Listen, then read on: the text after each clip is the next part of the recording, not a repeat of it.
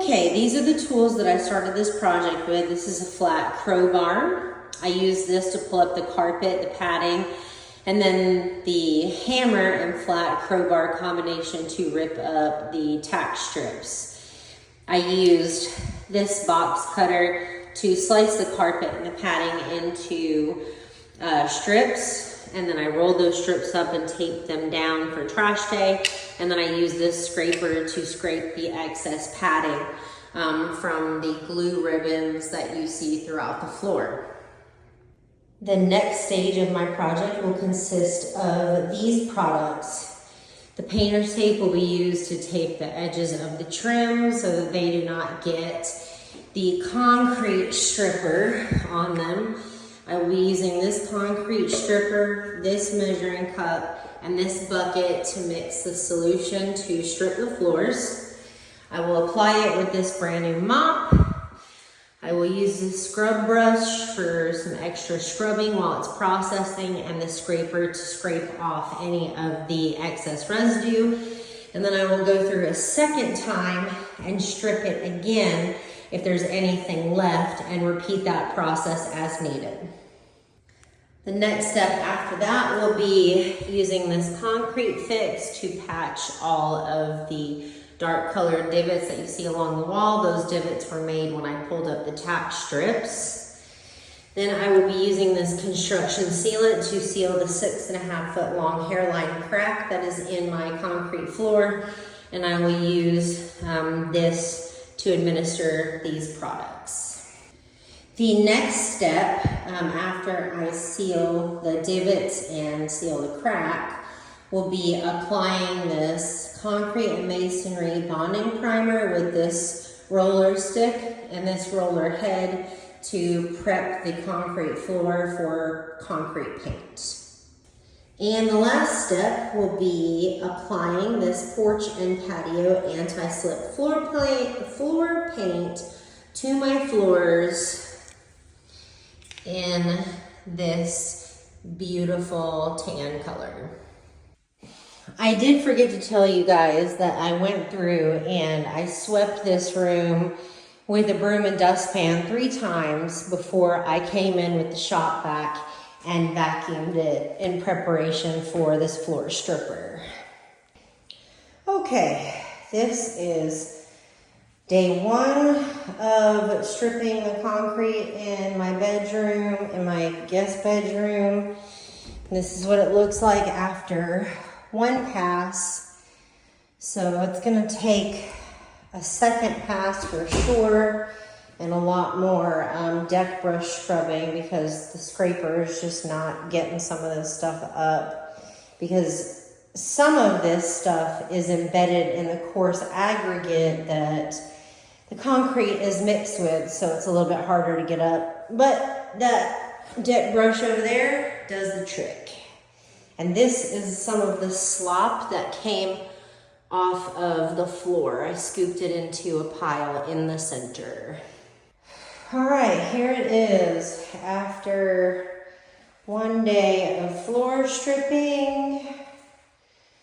We really got to tackle this side here and this back wall because that stuff is really embedded in that coarse aggregate. I missed a spot right here in the closet, but that's okay, we'll get it tomorrow. And this is after all the solution has been mopped. I went over it 3 times to make sure there was no solution, hopefully no solution really left to dry overnight on the floor. So this is it.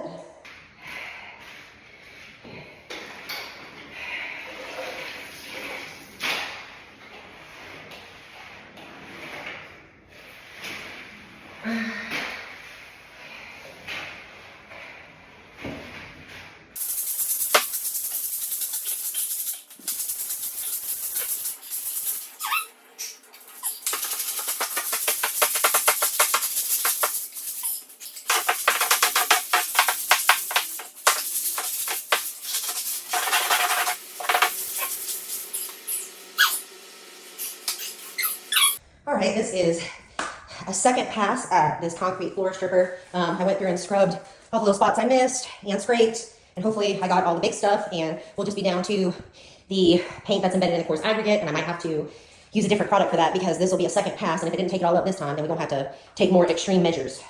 All right, for these glue ribbons that still won't come up, I have brought in a steel wool scrubber, hoping this will do the trick.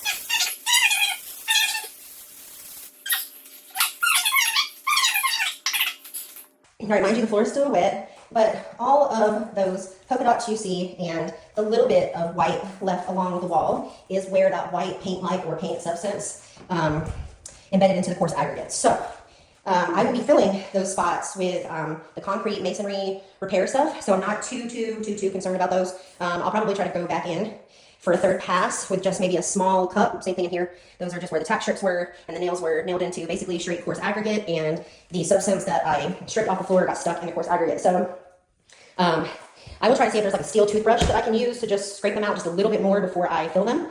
But the steel wool scrubber worked to get all the rest of the glue off of all these ribbon strips. I don't know why the glue left stains like it did, but that's just a stain. There's no glue left. So all of that is up. This floor is stripped effectively. So now I'll just wait for it to dry. I just went over it 3 times with plain water and a mop to get up all of the floor stripper. I'll let it dry, and then I'll come back in here, like I said, one more time, potentially with like a steel bristle toothbrush if I can find one at the hardware store or something, and try to get any little excess spots, as much of it out of the coarse aggregate that I can. But it is, oh, I missed a piece of tape. It is pretty much ready for a cleaning solution, and then a primer, and then some paint. Yeah, and then I think after I paint it, I might put whatever that stuff is, you know, the hodgepodge stuff for floors. I forget what it's called. Epoxy. Yeah, epoxy. I actually really kind of like the color of the concrete, but it's fine. We're going to paint it, and I got to also I have to seal this crack that goes from over there by the door all the way down here, all the way down here, all the way down here, all the way, and then I think it stops like right there. So it's pretty much almost the length of the room, that crack.